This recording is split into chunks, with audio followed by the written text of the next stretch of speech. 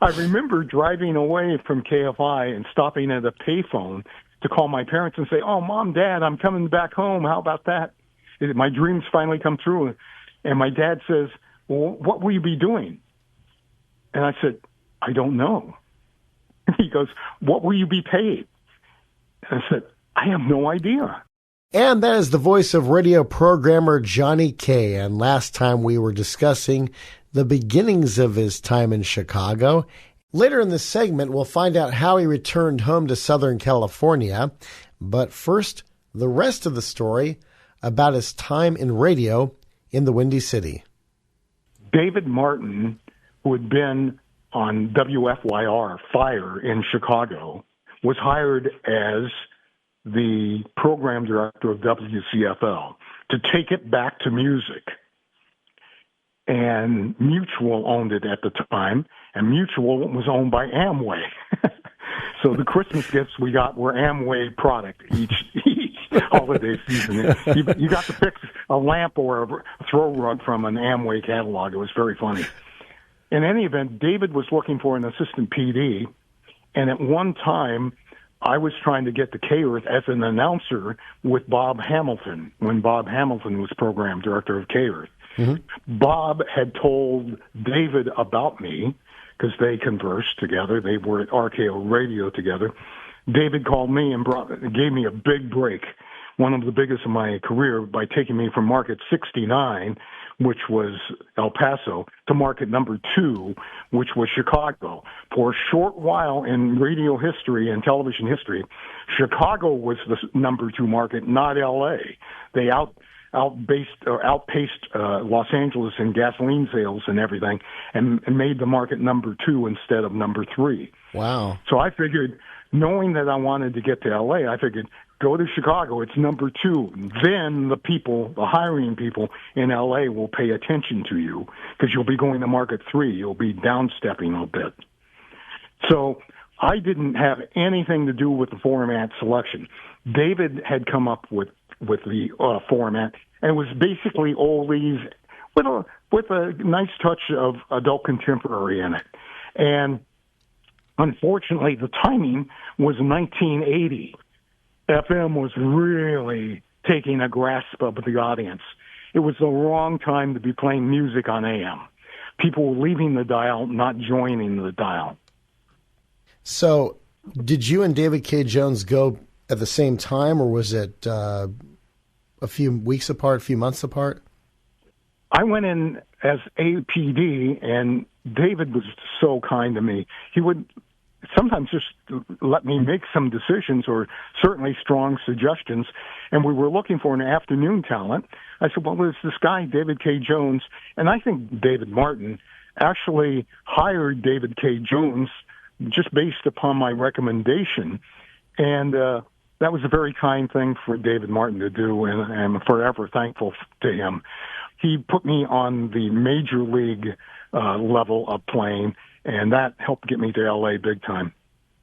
Yeah, and so after WCFL, you went to KFI as the assistant program director, and KFI had just changed formats to Top 40. I think it was the last AM Top 40 in the Los Angeles market, if I'm not mistaken.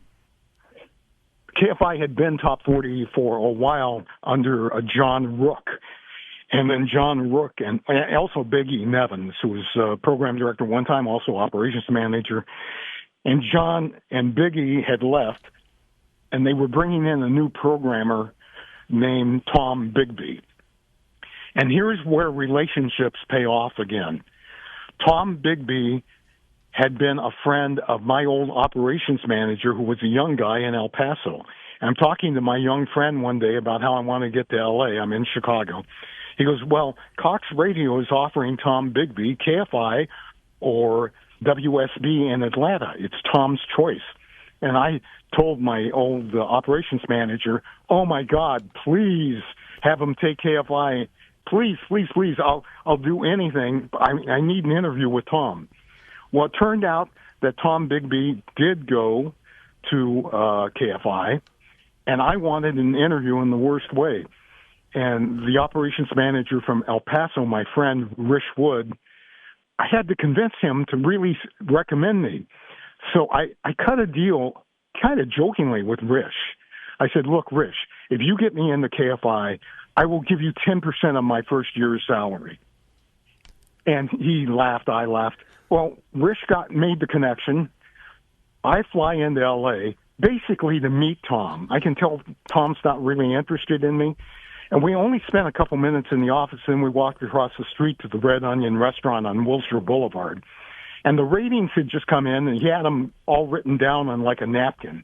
And he threw them under my nose. And Tom Bidke was a former football player, so he's this big, rough, tough kind of guy, quite a bit of girth to the man.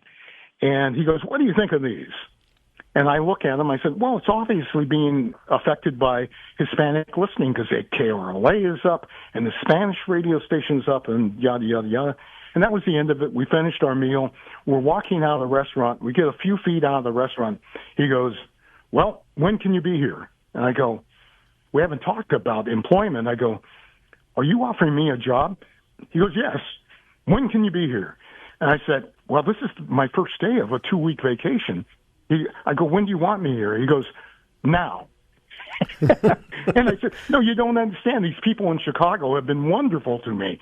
I can't just leave them high and dry. I said, I have to resign. And he reaches into his pocket and gives me a quarter to use in a payphone. He goes, go ahead and resign. And I said, no. I'll tell you what. I'll be here in 2 weeks, 3 days. I'll fly back to Chicago tonight. I'll resign. I have to work 2 weeks out because I won't do any less. And then it'll take me 3 days to drive across the country. And I said, how will that do? He goes, get the hell out of here. So I remember driving away from KFI and stopping at a payphone to call my parents and say, oh, Mom, Dad, I'm coming back home. How about that? My dreams finally come true. And my dad says, well, what will you be doing? And I said, I don't know. He goes, what will you be paid? And I said, I have no idea. And so I drove back to KFI because my dad says, don't you think you should figure this out? And I got to Tom's office. He goes, what the hell? I thought you were out of here. What are you doing here? I said, 2 questions for you. What am I doing and what am I getting paid? And he says, you'll be the assistant program director and I'll use you on air and then whatever the salary was at the time. Mm-hmm. So that's how that happened. But it happened because of a connection with an old pal in radio back in the 1970s. So, again, be friendly with everyone. And just to put the cap on the story, I had been sitting at KOST now for a while. And one day it occurred to me, I'm sitting there just with random thoughts going through my mind. And Rish came into my head, and I thought, oh, my God. I looked up my old salary, and I wrote a check for 10%, and I sent it to him without telling him in advance. And I said, I just wanted to keep my word. In case you've forgotten, I promised to pay you this if you got me the gig. And that's how that happened. Wow. He went out and bought a new car with it. It's better than a game show because on the game show you have to pay taxes on the new car. Yeah, right. You know, Love Songs of the Coast is probably, I'd say, the most known specialty show on the station. When the station first started, was that an actual show, or is that a creation that you came up with, or the consultant Mary Catherine Sneed? I'm glad you brought that up. Coast 103 is known for 2 things. The weather, which was the first thing I thought of as Mary Catherine had hired me that night at dinner. We're in the car driving back from dinner, and I went, I'm going to have them do the weather this way. It's so many degrees along the coast. The coast. And put a giant pause in there. I said, it's going to stamp the name of the radio station in listeners' minds. They're going to complain about it in focus groups, but they're going to repeat it every time we do a focus group, which is exactly what would, that station, that's the station that always says, and then they'll do it along the coast. They'd parrot it. In terms of love songs, how I wish we'd copyrighted that. I could have made so much money. I was not for it. I believed, because I was a Drake guy, that the radio station should be the same 24/7, never break away from the format. Mary Catherine called me and said, there's this thing called Pillow Talk, and it's being done in Detroit.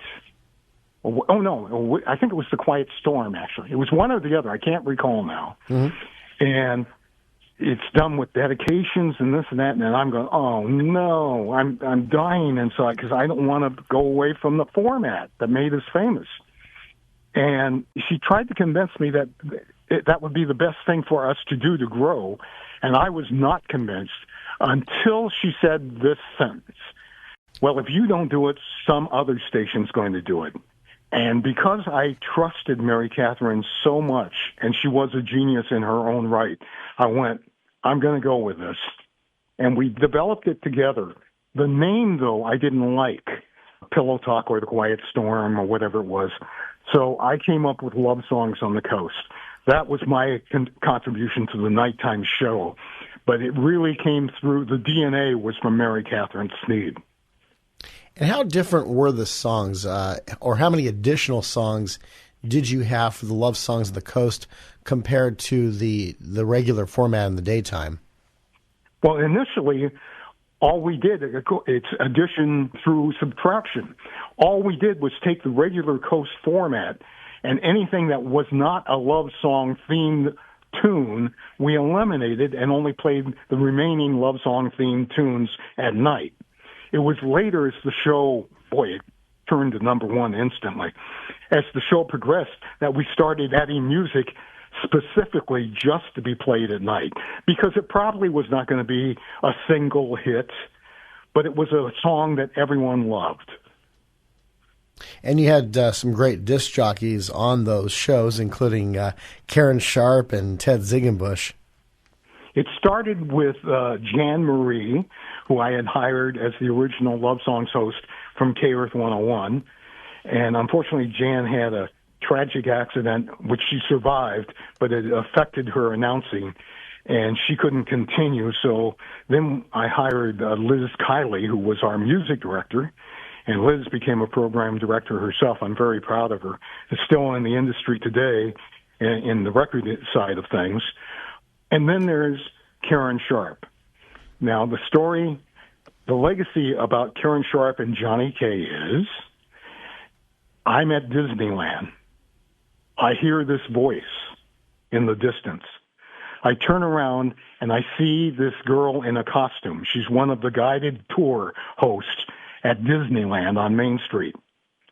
And I go up to her and tell her what a wonderful voice she has, and her name is Karen Sharp. Wow. I didn't know she worked at Disneyland. Oh, yeah, she loves Disney. In fact, today she was posting pictures from a hotel stay at Disneyland. She really loves it there. Yeah, as of this recording, it's been 58 years since we lost Walt Disney.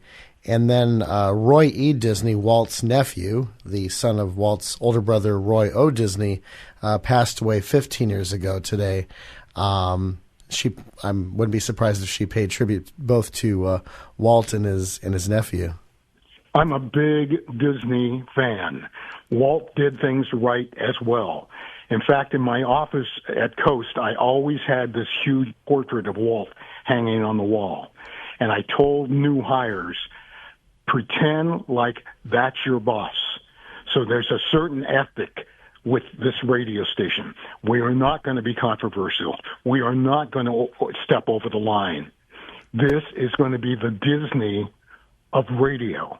And I love Disneyland so much because I was around for opening day in 1955 that I made sure I married Coast to Disney.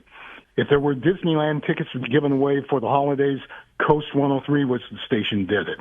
If there were remotes to be had from Disneyland or the Sleeping Beauty Castle, Coast 103 was the radio station. I really developed a relationship with Walt Disney Company and myself. Wow, so you were there opening day at Disneyland. Yeah, we couldn't afford to go, to tell you the truth. I remember my parents having a tremendous argument about the spending of the money, but my mother was insistent that myself and my sister were going to be able to enjoy that. And we were there, and the only glimpse, and I didn't even get a glimpse, to tell you the truth. Mm-hmm. Everyone was in front of the Mickey Mouse flower bed in front of the Main Street train station. And they're pointing up because there's a helicopter overhead, and everyone's saying, "There's Walt Disney, there's Walt Disney." That's as close as I ever got to him. Oh, wow. Even as a young man, I wrote Disney many times asking to be an employee. I loved them so much. Yeah, it was interesting because, I've been going to Disneyland since I was a little kid. I grew up here in Southern California. My dad used to sell records and tapestries and turquoise at the old Orange Drive-In Theater. So every Saturday and Sunday he'd be there. On Sundays, if he did really well in the morning, we'd pack up beginning around noontime, and then by 1 o'clock we'd be on our way to Disneyland. If he didn't do so well, we'd pack up around 3 or 4 and then head over to Knott's Lagoon, which was across the street from Knott's Berry Farm. So that was either one or two places we went, was either Knott's Lagoon or Disneyland when they had the A, B, C, and D and E tickets. And I wish we had not thrown those away because those are worth money these days.